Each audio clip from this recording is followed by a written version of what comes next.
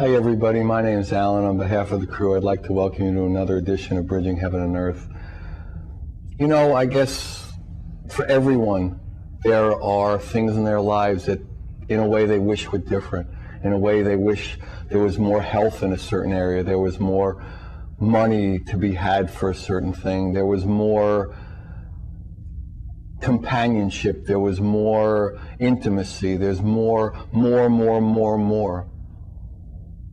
And yet how many of us truly know that sense of peace, that sense of knowing, that sense of surrender into what people call God or love or truth? And really, I mean, we think that more, that bit of extra, that something in addition will bring us that love, that knowing, that truth. And yet we've all had times when we have gotten lucky, say, and we have gotten that addition. We have gotten that extra. We have gotten that more. And yet still, that hunger to have the next more, the next addition, still exists within us. And something in us also knows that we can have an experience where there's nothing in addition, there's nothing more, that it's complete, that we're full, that we feel the connection, the oneness of this incredible life we have, and the connection between us all. And that all the mores and all the separations and all the additions that we think we can have don't add to a squat, don't mean anything. And what is Bridging about again? What is Bridging Heaven and Earth? What is the show about? Is to bring people literally from all over the world who have extraordinary gifts through the gifts of their life, through the hard work of their lives, through the dedication of their lives, who in one way or another have experienced that essence, that truth, that knowing. And they come to share their love and their gifts with us on the set and with you out in the audience. And again, we have tonight somebody whose life is dedicated to that. DaEl Walker, he's a spiritual teacher, he's a healer, he's an author of the Crystal book series, he's the founder and director of the Crystal Awareness Institute. He's the inventor of the Wheel of Life medallion, and also the inventor of the mandala chargers. And he travels the world teaching healing techniques that heal the physical body, as we've talked about so much before, that they heal the heart, heal that hunger, heal that wanting to know by giving an experience of knowing, by giving us an experience of that unconditional love that's not dependent on a more, on an addition.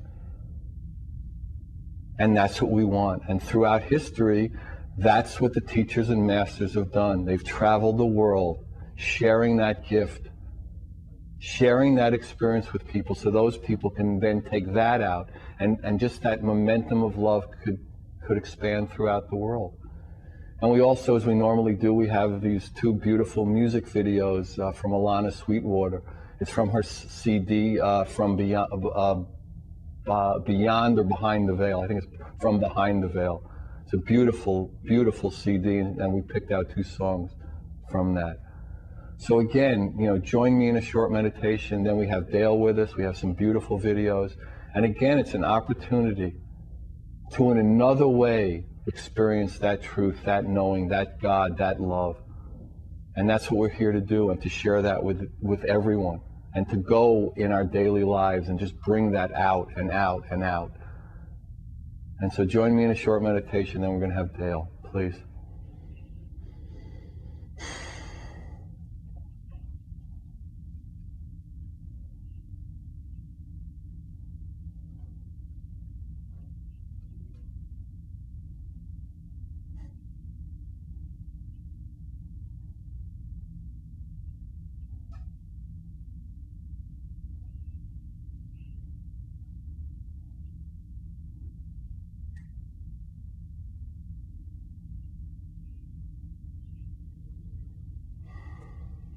Hi everybody. Okay, so we're going to start with our first video. It's Alana Sweetwater. It's from her CD, From Behind the Veil. And the first song we're going to see is Grandfather Fly Me Low. It's written and performed by Alana Sweetwater.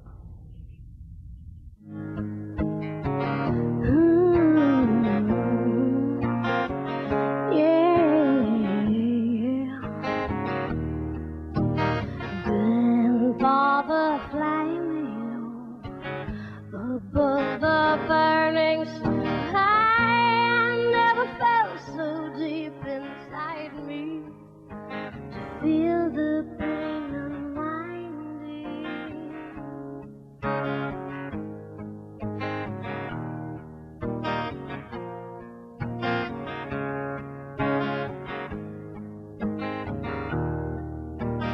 Grandfather, fly me above the wounded travelers. I watch the waters grow and bleed my twisted ego.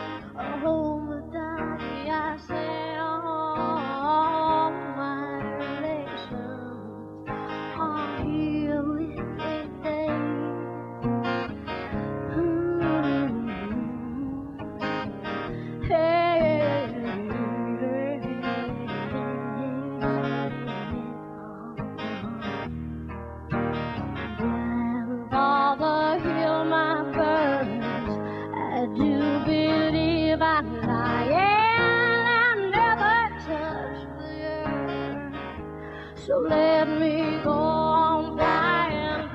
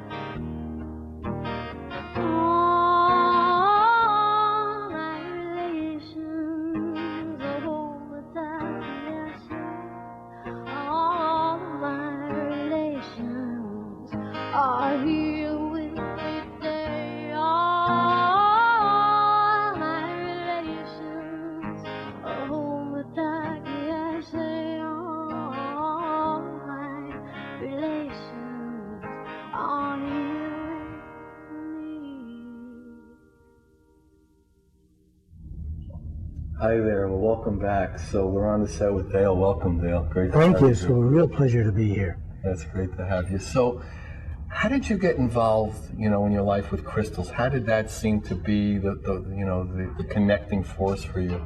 I had no interest in crystals before I woke up spiritually. I woke up on January 21st, 1975, and lay in bed thinking, this is my 40th birthday. I've done what they asked me to do, a successful career as a contractor. I have the house, the kids, the dogs, the cat. The mortgage? The mortgage. I've done everything they asked me to do, and successfully, and I'm not happy. Well, it's funny. I mean, that I always said that at the beginning. I didn't even know that story. That's great. Well, what I found is that I knew there was something that I needed to do, but I didn't know what it was. I had no awareness of crystals, no knowledge of metaphysical anything. But then a lady told me, my neighbor told me about a psychic fairs in San Francisco. Bear in mind, this is in 1975. They didn't have psychic fairs then. The psychic's just not like it is now. There's one on every corner. And they told me about it, and I went to it, and I met a man who gave me a reading that was so incredibly accurate that I had a private session with him at his home. And there, along with a lot of other things, he had on a shelf, he had some crystals. And for the first time, I saw them, and I saw them as something other than just a rock. And I asked him about it, and he told me that they were a source of power, and that I could get one from a rock shop. And I went there, I got one, and things began to happen really quickly. I found when you talked about, you said that it's your 40th birthday and you had a spiritual awakening. Mm-hmm. I mean, why don't you describe that? Because people who haven't had it, or people. Well, the funny thing about it is every person who becomes a spiritual worker looks back and says, I know when it happened. I know when I woke up. Because I began to do things that were not physical. I began to look at life as something other than the senses told me. Something else was there, and I knew it even if I didn't know what I was talking about. And the truth of it is, when I first started, I was so ignorant, I didn't even know what the language was. And they were talking about chakras and kundalini and so in other words, you woke meditation. up on this day and something was different. Yes. Something was just radically different. I was asked, I knew I had done everything that I should do, and I wasn't happy about it because there was something I needed to do that I wasn't doing. I didn't know what it was. I had no idea, but it happened so quickly.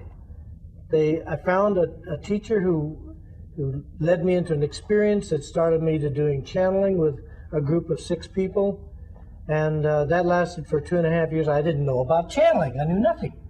But I began to do it. I opened up my inner teachers who began to teach me.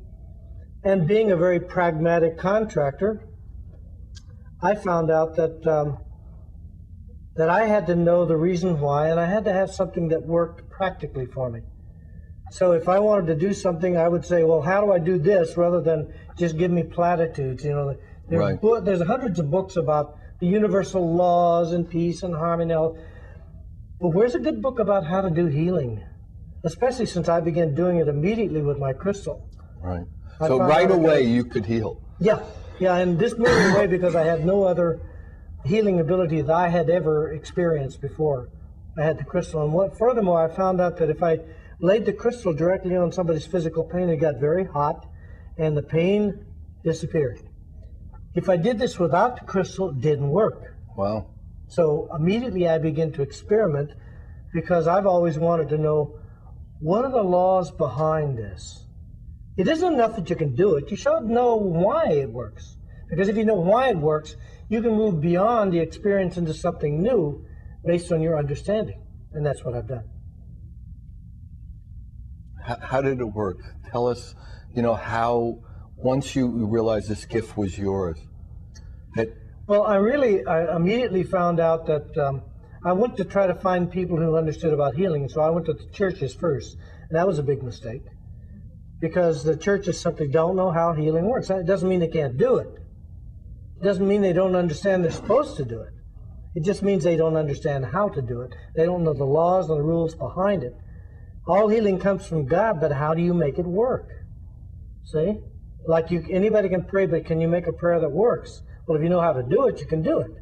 But they don't even teach you, most churches I've ever been to don't even teach you how to pray. I mean, they give you prayers, but they don't teach you the physics of it. And everything that works is of energy, and the law of energy is called physics. So there should be a methodology to everything. All you have to do is find out how it works. Does the energy go this way, go that way? Does it increase? Does it decrease? If you can measure and determine what that is, you can find out what the principles are behind it. At least you can get up a really good theoretical structure, and that's what I have. Why don't you talk about that? The structure, how crystals work, how they heal, why certain crystals work with certain things. First of all, you should know what healing is and what it isn't. There's a start. If you had a good host, they You would have to ask start that at the question. beginning. Well, because most people don't really understand what the nature of it is. When something blocks the flow of energy to the cells begin to die, degenerate, they can't reproduce themselves, and they send out a signal that says, hey, I've got a problem here. Send me some energy so I can repair it. And that's a lot of times a symptom. Well, that's right. And what happens is the signal comes up first as discomfort and rapidly increases to physical pain and in intense pain and to disability if you simply cannot give the energy to the cells. Now, no matter what healing you do, and I don't care if you're a medical doctor or you're a laying on of hands faith healer, all healing works through energy. If you're using pharmaceuticals, you're using chemicals which convert to electromagnetic energy pulses, which directly feed the cells, because the cells work not on chemistry, but they work on energy. So when you're dealing with that, you must think of yourself in terms of, what is it that I have to do? Well, number one, if there's something blocking the flow of energy, and it can happen through a lot of circumstances, it could be through chemical toxicity, it could be through some emotional trauma, it could be a physical trauma, it could be a break or a cut. There are a lot of ways where you can have a blocking of the flow from the normal charging part of the cell into the cell itself. So what you have to do with healing is you must, first of all, get enough energy flow of the right kind, bioenergy, life force energy, chi, ki, prana, whatever you want to call it. You get that kind of energy going directly into the cells. First, it must go through the block that's keeping the cells from getting the energy. This is the biggest part of healing. It is not the charging of the cells. That's actually quite rapid. 5 to 10 minutes you charge the cells up and start the major repair. But getting to the cells is the hard part. Especially if you have something like, say, a cancer. That's a lot of negative energy. Or AIDS or MS or any of the other major disability problems. There's a lot of negative energy blocking the flow through whatever reason or whatever method. What you have to do is you have to create an energy charge strong enough to go through, dissolve, or open a hole through that blockage, so then you can go directly to the cells and start the charging process. If you can do that, then the pain reduces or disappears because the signal is no longer needed. So if you look at healing, it's really simple. You have to get energy back to the cells. Now, how you do it, there's hundreds of ways to do it. And we all know of an awful lot of methods by which you can. What I found out is the crystal is an amplifier and an attuning device that actually automatically increases the bioenergy field of the body. Now, how did I know that? Well, I got myself a camera called a Kirlian camera. So it's to a high voltage field of 50,000 volts or greater. You impulse it directly into the body. You touch your fingertips on the plate, the camera plate, the film plate, and you take a photograph of the pictures of the energy that's around the fingertips. And it has like a corona of little sparks. When you do this, and you do this with a person who's sick, that sparks have gaps in it, and it's very low in light. If I take and do a healing directly on that same area within 5 minutes or less, maybe even 1 or 2 minutes, I can cause an increase in energy spark coming out of that area, which tells me that there is a charging effect that's taking place. And how would you do this? What would the physical aspects? Would you put your hands on it? Would you put crystals on it? Would you put crystals on both sides of it? How would that happen? You can do it just by your hands alone. And I use a little prayer called the Light Invocation. It says, I invoke the light of God within. I'm a clear and perfect channel. Light is my guide. I always say this 3 times because I have measured the energy increase that takes place when you say this prayer. I don't know, I may be one of the few people who've measured the actual energy of a prayer. Not because I'm a religious person, even though I am an ordained minister. That has nothing to do with it. It's because this actually works. Physics of the energy of that prayer actually can affect the physics of the matter of some object, whether it be organic or even inorganic. I can actually charge it. I did a little thing at parties sometime, and somebody says, well, can you show me something? Well, you're at a party, you can't really do healing. I take a glass of wine, I put it between my hands, I say the prayer, and I hold it in place until the pulsing and the heat and the tingling sensation stop. Then I have them taste the wine before and after, and every single time there'll be a change in the taste of the wine. Because the energy of that prayer generates an energy field in my hands, which then changes the molecular structure of the wine. Is it the prayer or is it your intent? Do you know? Or does it matter? Well, I'm quite convinced it's a prayer, and how do I know that? Because I did an experiment one time. I was doing a workshop in Hawaii. I took a group of people there because I figured this way I get paid to have a vacation, which I like. Right. And so I went to Hawaii, and one of the ladies who came was from Switzerland, and she was a lady who was from the German sector. There's 3 major sectors there. And so she said, DaEl, would the light invocation be the same if I said it in German? I said, well, I don't know. I had my dowsing rod out, and I dowsed the energy field, having her say it in English, and then we started all over again and had her douse it, saying it in German. It came out exactly the same.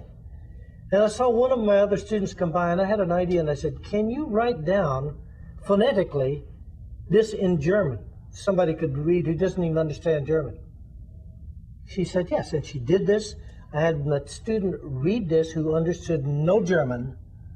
She said it, and the energy field jumped out exactly the same, even though the logic section of the brain was not involved at all.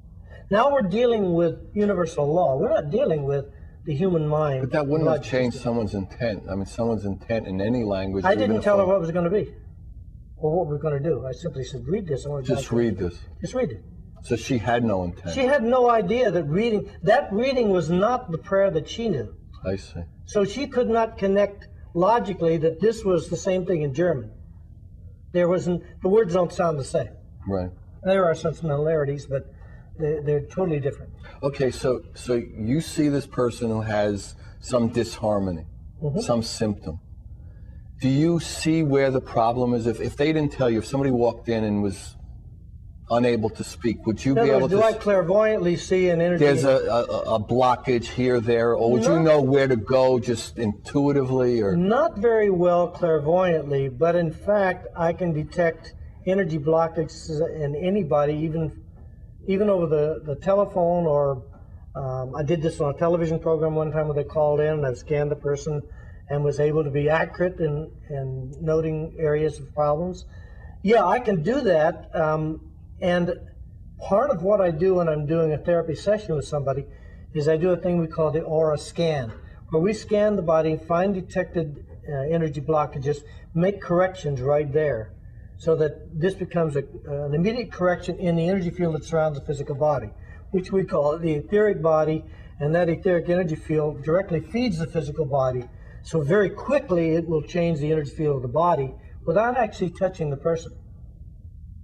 So yes, I can do that, but that really gets into the psychic realm, and I don't bill myself as a psychic at all. Sure, I can do a lot of things, but that's not what I do. And so what I do is healing, and the psychic part comes when I do distant healing. Because I can work on somebody anywhere in the world instantaneously, and within 5 to 10 minutes there will be an energy change. And furthermore, understand it's not just me. Any of my advanced students can do exactly the same thing. Okay, so somebody comes in and there's a disharmony, and how you can determine it, or they tell you. Now, how do you relieve the disharmony, open the blockages? Do you do it always, you say the prayer 3 times, and then do you hold a crystal? Do you not hold a crystal? How do you I have a simple routine. Now, the first thing I do is I give the guy $10. Oh. Yeah, I give him $10, and then he says, you feel better. You just feel more. Yeah, give me more money and see how much better I'll feel. Right. No, I just have a crystal I've been using now for, This is the 15 one you just years. gave me. Isn't it beautiful? Yeah.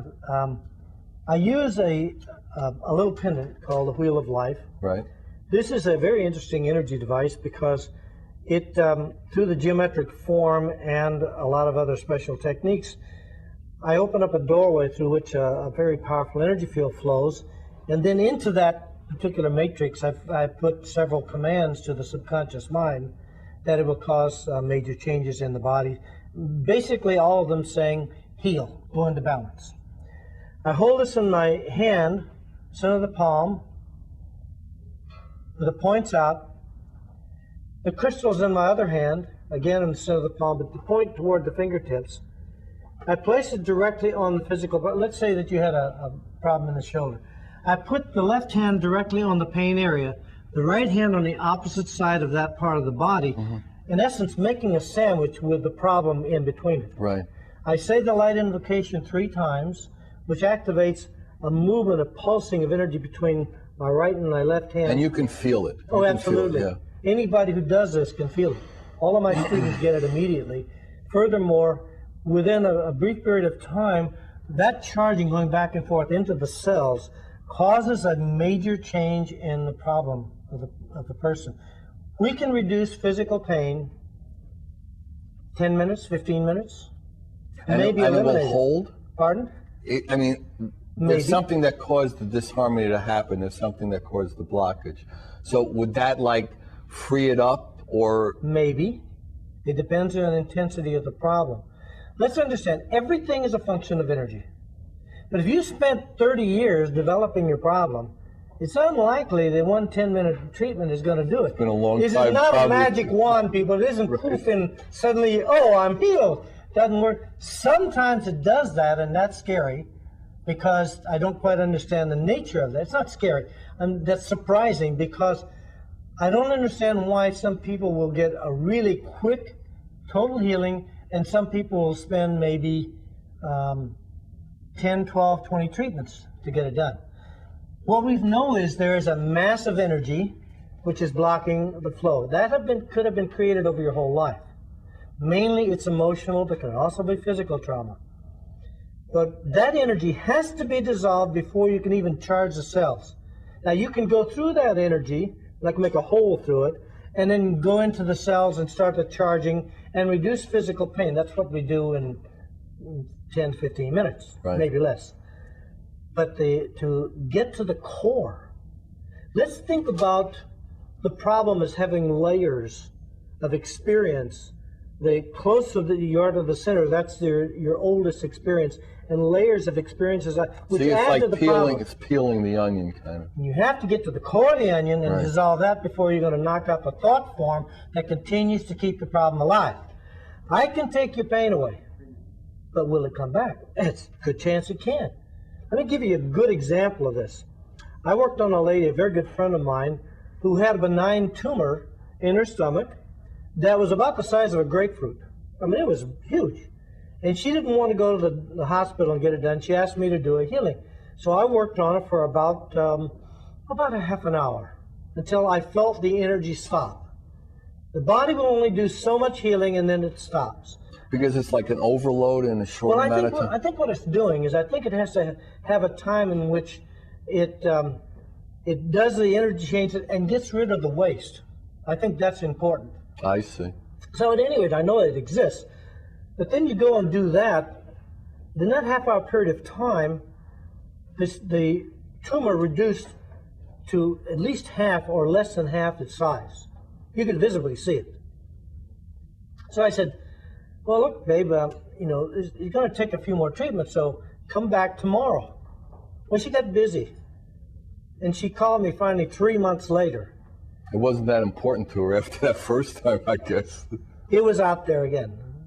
Same So size. she waited for grapefruit size. She really realized that, hey, I better so she do called me, something. she said, do you want to do it again? So I said, okay, but listen, you really need to have multiple treatment. It's unreasonable to think that one treatment's going to take care of all your big Right. problems. So I did it again, and this time I really gave it a good shot and made it even smaller, about the size of an orange. In Come back 1 tomorrow. hour session. Yeah, come back tomorrow. I didn't see her for another 2 months. Wow. And this time, here was out again, and I told her, I says, I'm not going to work on you anymore. Go to the doctor and have them cut it out. It's a benign tumor. It's not a difficult operation. They can go in 1 day you'll have it out. You'll be out of the hospital within 1 or 2 days, and you've got it done. It's complete. Because you won't let me do it my way. You won't do what I tell you to do because I know what needs to be done. Right. It can't be right. So go and get it cut out. So she did. She went and got it cut out, and that was the end of it. That's a good example. My students know that I tell them this all the time. The greatest healing method you have is called repetition. Do it over and over again until all symptomatic problems are gone and you have a period of at least 30 days in which you do not have a recurrence. That doesn't and that mean, you would know is you've gotten closer to the root of the problem. That's correct. You have a good chance that it won't come back again. If it does come back again, it says you still haven't gotten to the root of it. Because if I can get to the root of it and dissolve the thought form that keeps it coming back, it has no way of coming back. Right, it doesn't exist anymore in a sense, right? All right, well, maybe what we'll do is go to the video now, the second video. This one, again, is by Alana Sweetwater. It's from Behind the Veil CD. It's called Mountain Song, okay? Alana Sweetwater.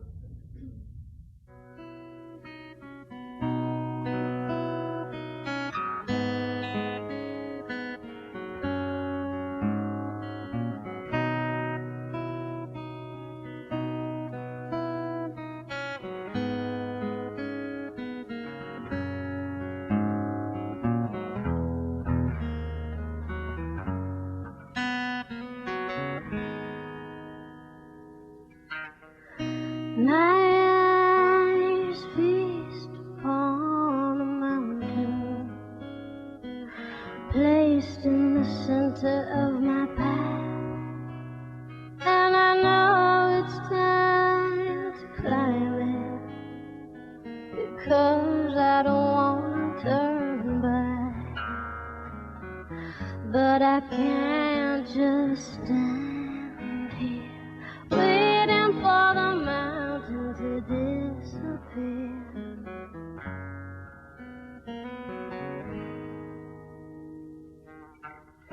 The rain falls hard and now it's hard to see the way. Maybe the climb would be easier if I didn't have this heavy heart to carry, but I can't just stand here waiting for the mountain to disappear.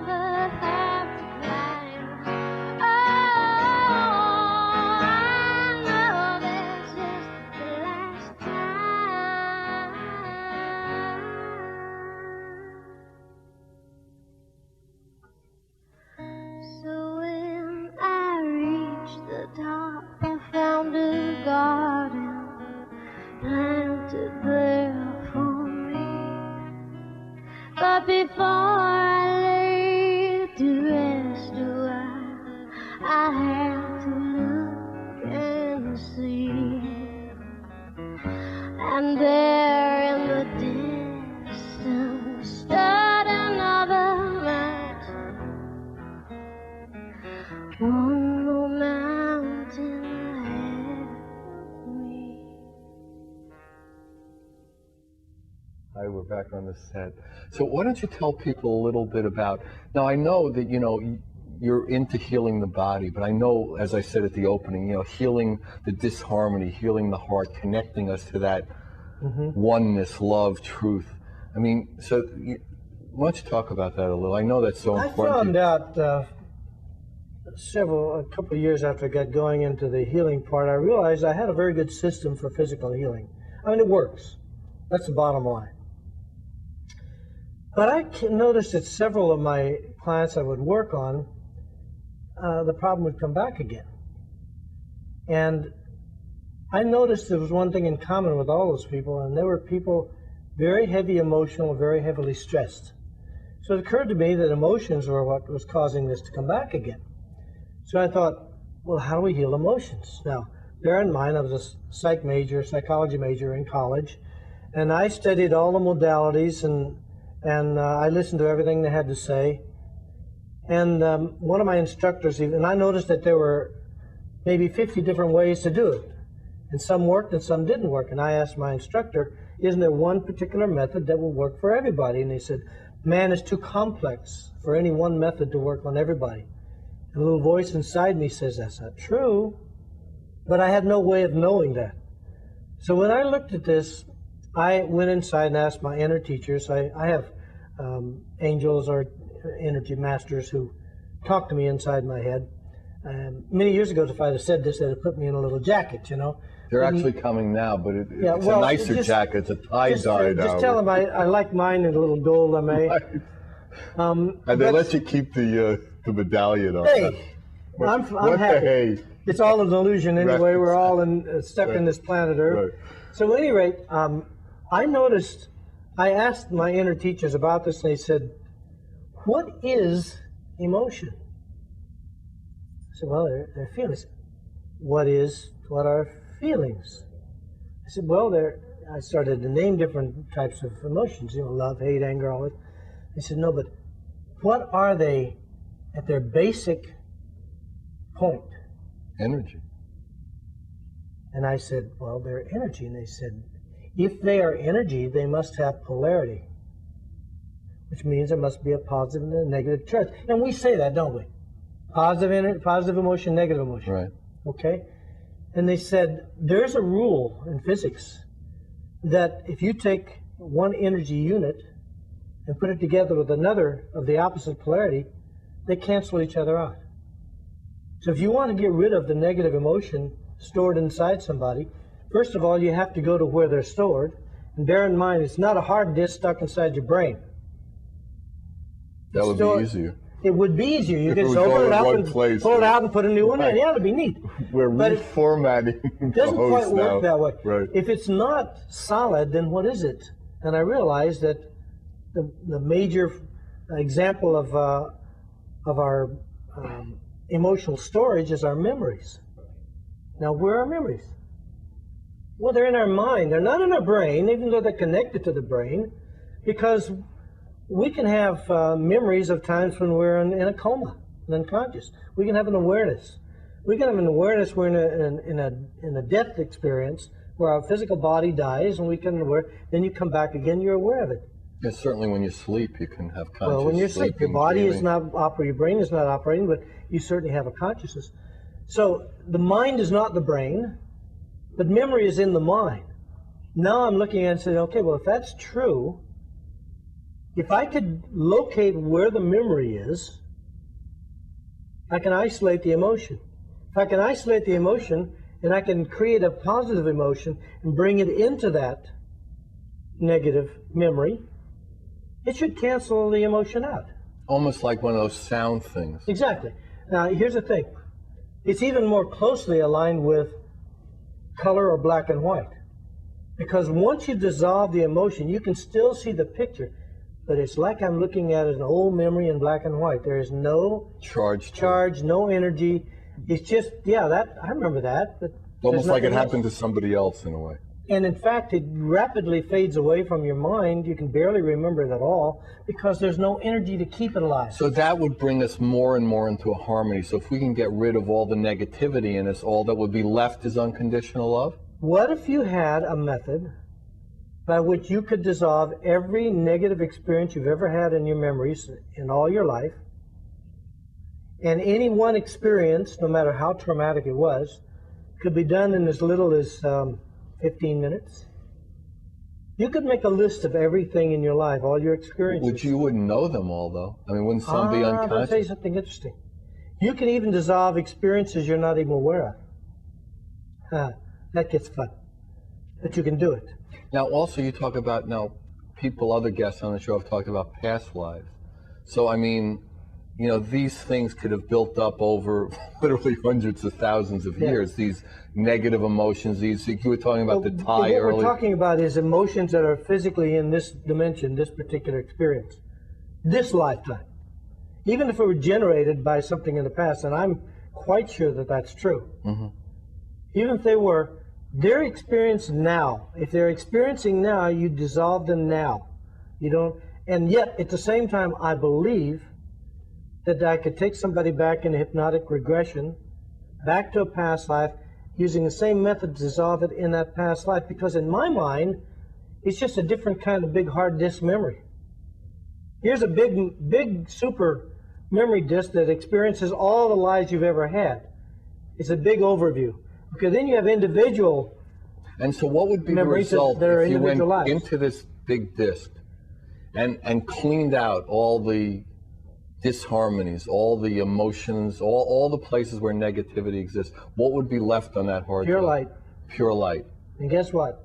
And in a human body, that feels like unconditional love. You probably would not even need your physical body anymore, because you would be in unification with God, because God is light, God is pure love. If you became pure love, guess what? You become God, or reunified. So in other words, when Jesus or other masters, or even now people have said the Father and I are one, somehow their hard disk had gotten fairly clean, that was in some way a reality to them. Maybe through a lot of past lives they had cleaned it up. Because every time you come into a life, if we assume that reincarnation is true, and you have all these past experiences where you did it the wrong way, you have to make it up, because the law of karma, interestingly enough, the law of karma simply is the law of balance and harmony. Coming back into harmony. Well, if we have this spiritual balance, perfect balance would be perfect harmony, which would be love and unity with God. Okay? But in past lives, if we did it wrong, where we did something that was against that inner code that says don't do this, and we did it anyway, we have an imbalance. Okay, so we have to do something in the next life that helps to create that balance back again, because the law of the universe is everything has to go into balance. Now, but your healing techniques can do that also. I mean, can bring that balance into wherever with at least in this life. And I'm convinced personally that if we can have a hypnotic regressionist person who's working with me, and they can take the person into a past life where they've had trauma, I'm convinced I could dissolve that. Because to me, any emotion is simply a form of energy. And as a healer, I work with energy all the time. You can always change an energy from one type to another. If I have something that's really hot and I bring some cold in, I change the energy. And it's exactly the opposite polarity. Why can't you do the same thing with any emotional state? You want to... Okay, so how do you determine it? Let's say, okay, you come in, somebody comes into your office, your room, and says, how would you do it? How would it work? I've got a problem. If you were to come to a therapist, you'd have a problem, wouldn't you? I would say that you wouldn't Otherwise, be there. why are you going to go pay that money? Right, you probably wouldn't. No, right. You have a problem. You know you got a problem. Even if you're not sure what caused the problem, you know you have a problem. And the problem is usually connected to some automatic behavioral response. Wouldn't you say that most people would come in, I'm not happy? If they were going to a therapist, something, I don't feel good, I don't feel right, I don't feel happy, I don't feel inspired, I don't feel energetic, I don't feel empowered. So as a therapist, you start talking to them to find out what is it about your life you're unhappy. And you would do the same? Oh, sure. First of all, I have to define what your problem is or I can't work on it. Well, I take that back. I can work on it, takes a lot longer. I can work on it even if I don't know what your problem is.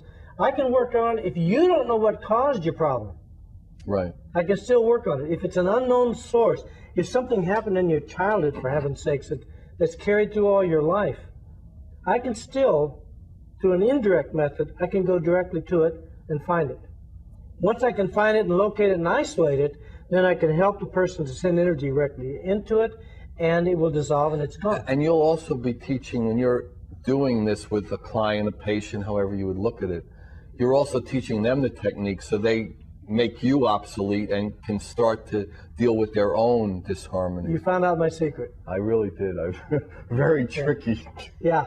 I told this to a group of psychotherapists one time, and they got a little upset. They said, well, you're going to put us out of business.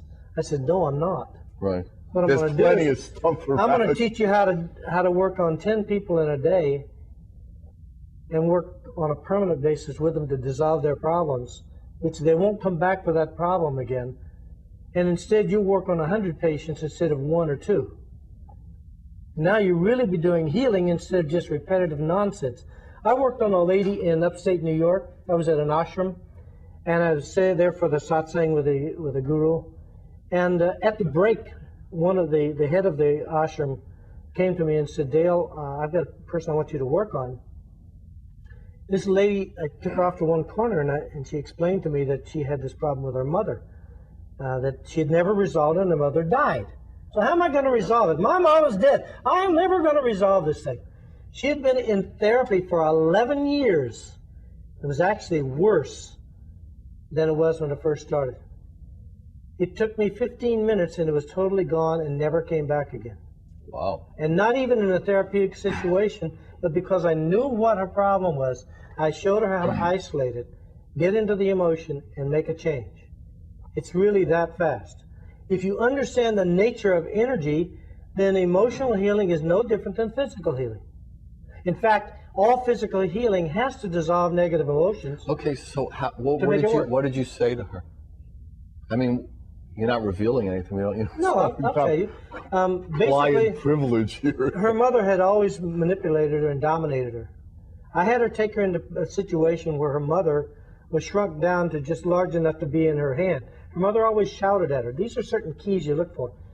And I had her imagine that she had her mother in her hand, and she was shouting at her, but she couldn't hear, so she held her up to the ear so her mother would have a chance to shout at her. That's so silly, and it's so disempowering of the mother. Suddenly, she realized that their mother had no power over her. I took her even further, and I had her actually bring her mother a little bit larger so she was the size of a baby, and put her with diapers. Unclothe her and put diapers on her and feed her a bottle. And what that did is it took away the power of the parent. But so was it like shining light on darkness, making something that was so heavy in a human being and lightening it, bringing light to it? When you dissolve the negative and why would that dissolve the negative chaos? Would it just energetically? Because there was a positive thought form attached to what she did. She took control of her experience, which I teach all of my clients to take control of their own. They do more work at home than they do when they come to me. If they come back to me for multiple treatments, I take them from where they are and give them a whole new thing to work with. But in this case, her problem was she had no power. Her mother had all the power.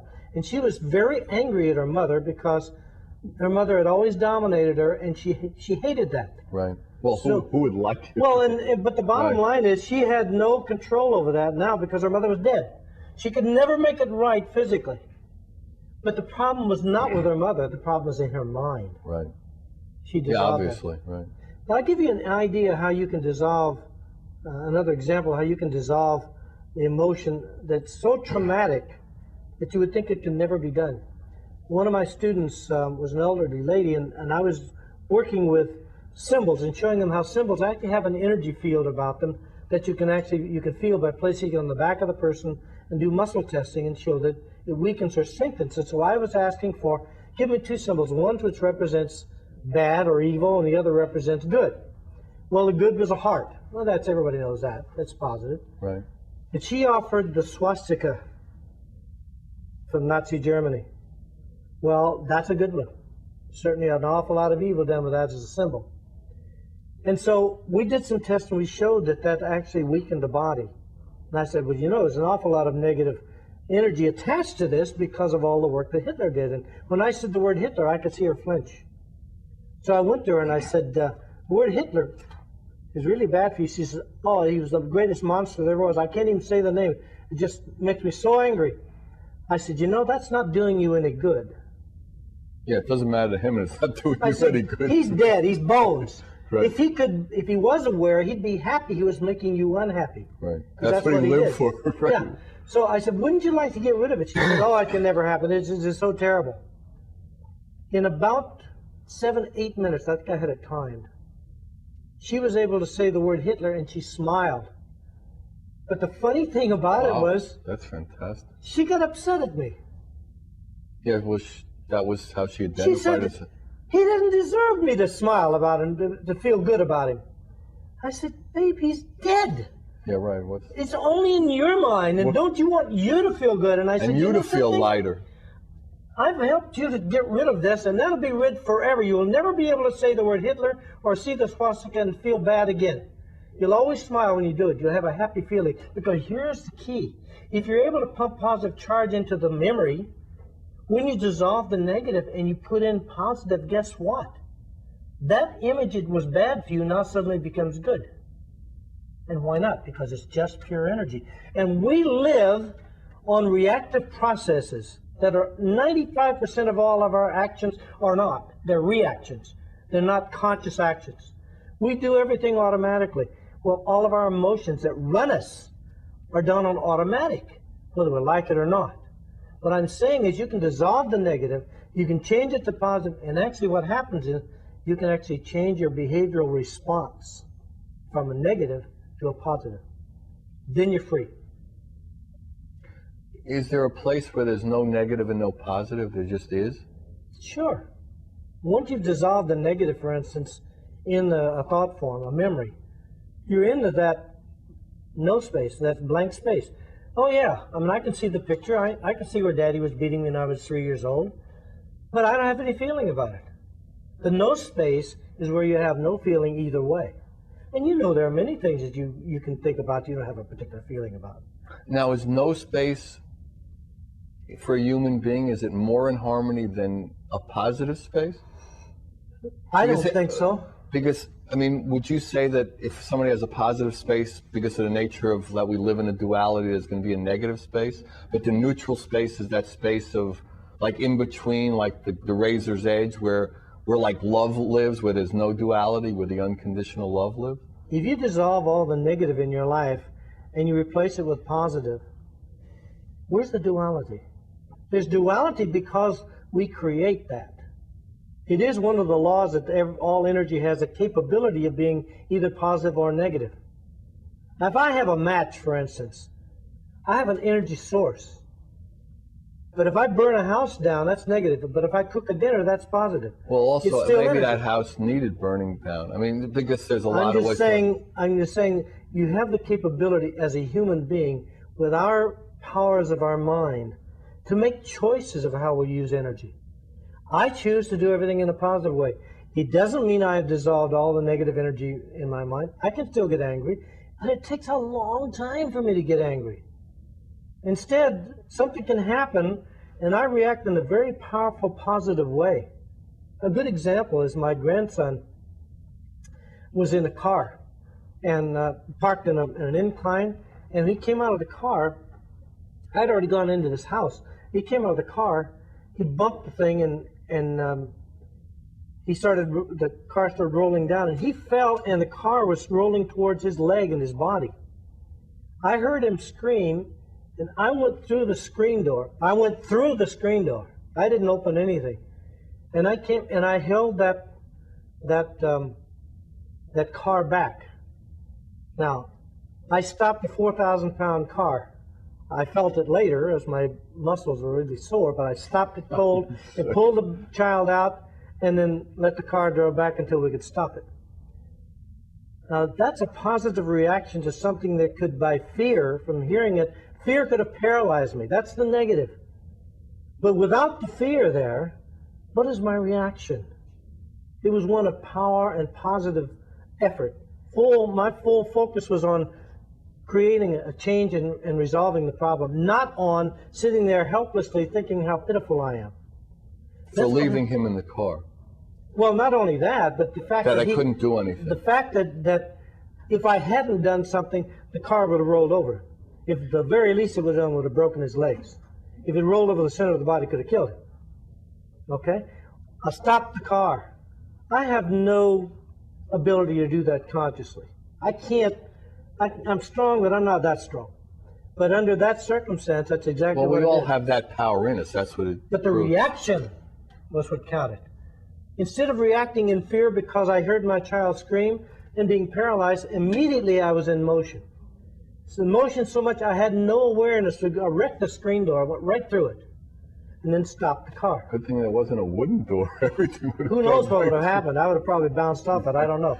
But my reaction was such. Okay, well, the Right. point I'm making is, what would happen to we as spiritual people if all the things that kept us back by being negative, all the behavioral processes that were created by our life growing up and experiencing life, what if that was all gone? How would you react to life? In a positive or a negative way? Well, I'll tell you one thing, it's coming to the end of the show. It's amazing. So, again, how do we get to that positive? How do we know it? How do we have that experience? And there were a lot of clues and tips and availabilities for us all tonight. Again, if you want any information about DaEl, his workshops, his work, 805-687-2053. We love you. Good night. God bless you. Thanks for coming.